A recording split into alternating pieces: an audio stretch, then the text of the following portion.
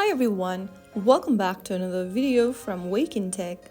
In this tutorial, we will be learning how to create a group text on iPhone. To create a group message on iPhone, first of all, unlock your iPhone and open up the Message application.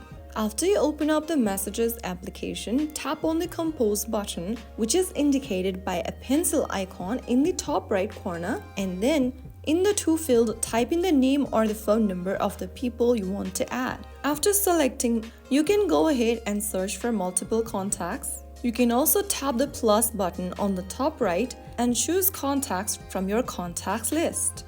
After selecting a group of people, you can then type in your message in the text box at the bottom. After typing down your message, tap on the green arrow on the bottom right to create the group chat.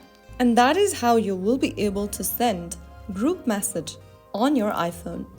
If you found the video helpful, don't forget to like, share, and subscribe to our channel for more iOS tips and tricks. I'll be back again in the next video. Stay tuned till then.